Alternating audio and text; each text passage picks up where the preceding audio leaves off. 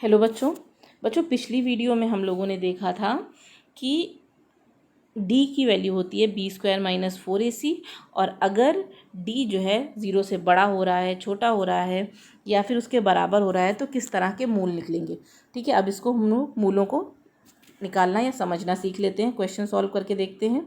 मान लीजिए हमारे पास एक क्वेश्चन है 3x² - 5x - 2 = 0 और आपसे कहा क्या जा रहा है, कहा जा रहा है कि इस क्वेश्चन में सॉल्व करके आप ये बताइए कि जो इसके मूल निकलेंगे, ठीक है, जो भी इसका रिजल्ट निकलेगा, x की जो वैल्यू निकलेगी वो कैसी होगी। ठीक है, मूलों की प्रकृति क्या होगी। तो जैसे कि हमने आपको बताया कि अगर 0 से बड़ा होता है तो 2 अलग अलग मान निकलेंगे, अगर 0 होता है तो 2 समान मान निकलेंगे, 0 से छोटा होता है तो कोई हल नहीं निकलेगा। तो चलिए सॉल्व करते हैं। तो ये हमारी स्टैंडर्ड इक्वेशन क्या थी द्विघात समीकरण की, ax² + bx + c। तो हम अपनी जो सवाल दिया हुआ है, क्वेश्चन दिया हुआ है, उसको कंपेयर करते हैं। ठीक है, स्टैंडर्ड इक्वेशन से। तो a की जगह यहाँ पे क्या हो जाएगा हमारे पास 3, क्योंकि a की जगह कितना दिया हुआ है 3। ठीक है, और b की जगह हमारे पास क्या हो जाएगा, b की जगह हो जाएगा ये -5। ठीक है, क्योंकि इक्वेशन में प्लस का b है तो पूरा -5 आएगा। ठीक है, और c की जगह हमारे पास आ जाएगा -2। ठीक है, तो d हमारा क्या होता था, d हमने माना था कि b² - 4ac को d कह रहे थे। ठीक है, रखते हैं इसमें वैल्यू। b की वैल्यू कितनी है -5, तो b² है तो -5 का स्क्वायर हो जाएगा।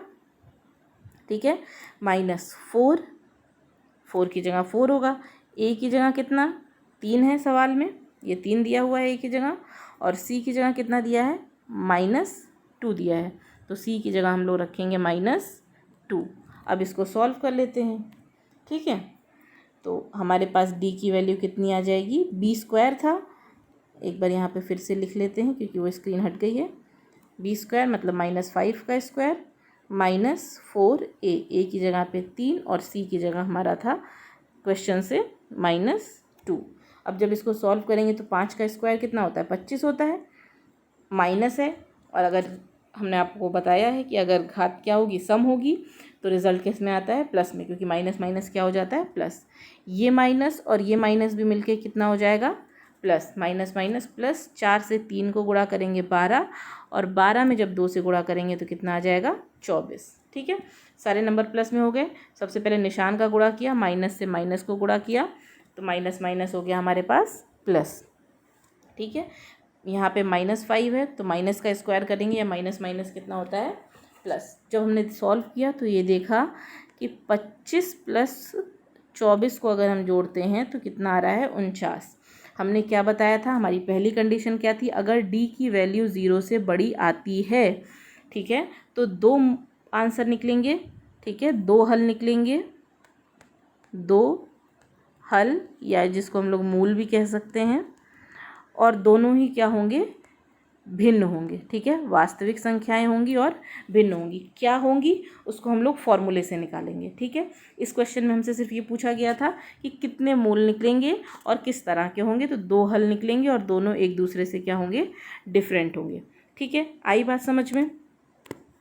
अब इस तरह से हम लोग एक क्वेश्चन और ले लेते हैं।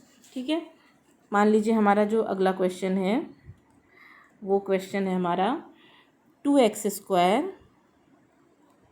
+ x + 1 = 0। ठीक है, अब इसको अगर हम अपने स्टैंडर्ड इक्वेशन से कंपेयर करें तो स्टैंडर्ड इक्वेशन हमारी क्या थी, द्विघात समीकरण क्या है, ax² + bx + c = 0। इससे कंपेयर करते हैं, a की जगह पे हमारे पास कितना हो जाएगा 2। ठीक है, b की जगह पे हमारा कितना हो जाएगा, x के आगे यहाँ पे कुछ नहीं है तो x के बगल में हम लोग 1 मानते हैं, और b की वैल्यू कितनी हो जाएगी 1। ठीक है, और फिर c की वैल्यू हमारी कितनी हो जाएगी 1, क्योंकि c की जगह पे यहाँ पे कितना है 1 है। d = कितना होता है, b² - 4ac, यही होता है। इसमें रखते हैं हम लोग वैल्यू और पुट करते हैं, देखते हैं क्या आता है। b² - 4ac, b की जगह पे कितना है हमारे पास सवाल में 1 है, तो ये हो जाएगा 1 का स्क्वायर -4, 4 की जगह 4 रहेगा, a की जगह कितना 2 आएगा, c की जगह कितना है, ये 1 है तो 1 आएगा। ठीक है, मल्टीप्लाई में, तो 1 का स्क्वायर कितना 1, -4 को 2 से गुणा करेंगे तो कितना आ जाएगा 8, 8 में 1 से, 4 को 2 से गुणा किया 8, 8 में 1 से गुणा किया तो भी 8 ही आएगा। ठीक है, जब इसको घटाएंगे 8 में से 1 घटाएंगे तो 7 बचेगा। निशान किसका होता है? हमेशा बड़े का होता है। तो हमारे पास रिजल्ट कितना आया? डी की वैल्यू कितनी आ गई? -7। डी की वैल्यू कितनी आ गई? -7। तो कंडीशन हमारी क्या थी? अगर डी का मान 0 से छोटा है, माइनस में आई वैल्यू तो जाहिर सी बात है 0 से छोटी होगी। अगर डी का मान 0 से छोटा है तो कोई हल नहीं निकलेगा या कोई मूल नहीं निकलेगा। ठीक है, कोई हल या हम लोग कह सकते हैं मूल नहीं होगा। क्यों? क्योंकि वास्तविक नंबर नहीं होगा, माइनस है तो इमेजिनरी नंबर हो जाएगा वो। ठीक है, तो इससे हमें क्या पता चला कि अगर डी की वैल्यू 0 से छोटी है, ठीक है, तो हमारे जो भी इक्वेशन होगी उसका कोई हल नहीं निकलेगा। इससे हम लोग पहचान के बता सकते हैं कि मूलों की प्रकृति क्या होगी, नेचर क्या होगा उसका। एक क्वेश्चन और हम लोग लेते हैं जिसमें इक्वेशन देखते हैं क्या आती है।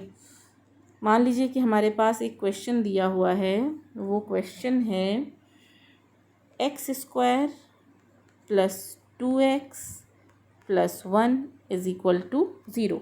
इसको हम लोग अपनी स्टैंडर्ड इक्वेशन से कंपेयर करेंगे। ठीक है, द्विघात समीकरण के मानक रूप से क्या होता है? ax² + bx + c = 0।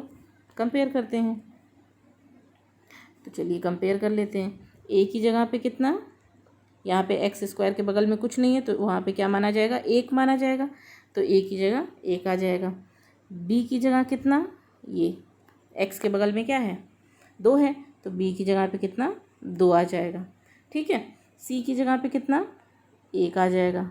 ठीक, हमेशा पावर जिनकी सेम होगी उसी से कंपेयर करेंगे। देखिए, x² वाले को x² वाले से कंपेयर करेंगे, x को x से और अचर को अचर से ही कंपेयर करेंगे। ठीक है, तो अब हम लोग क्या करते थे? d = कितना? b² - 4ac होता है। ठीक है, मान रखते हैं और सॉल्व करते हैं। b की वैल्यू कितनी? 1 का स्क्वायर -4a की जगह कितना है हमारे पास? सॉरी, b की वैल्यू 2 है, हमने गलत लिख दिया। b की वैल्यू कितनी है हमारी सवाल में? 2 है।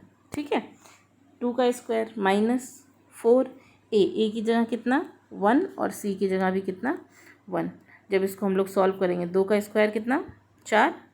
ठीक है, 2 का स्क्वायर 4 -4 में 1 से गुणा किया 1 4 आएगा, और फिर 1 में 1 से गुणा किया तो 1 में 4 से गुणा किया तो 4 आएगा। ठीक है, इस पूरे को अगर हम लोग गुणा करेंगे तो कितना आएगा हमारे पास? 4 आएगा।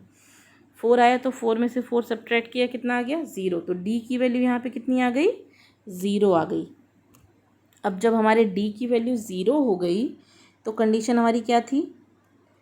अगर d का मान 0 के बराबर आता है, ठीक है, अगर हमारे d का मान 0 के बराबर आता है तो हमारे हल जो निकलेंगे या मूलों की जो प्रकृति होगी, 2 हल या 2 मूल निकलेंगे।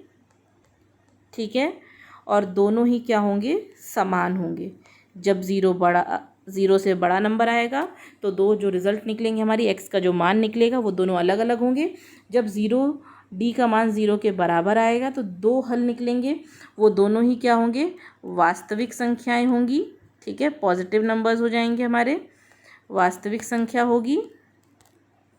ठीक, उसके अलावा दोनों सेम होंगे। ठीक है, अगर एक x की वैल्यू 4 आ रही है तो दूसरे की भी 4 आएगी। इसको हम लोग नेक्स्ट क्लास में पढ़ेंगे। ठीक है, आई होप आपको समझ में आ गया होगा। अगर कोई भी दिक्कत होती है तो मुझसे आप लोग पूछ लीजिएगा। ठीक है, तब तक के लिए stay safe, stay home, God bless you, bye bye.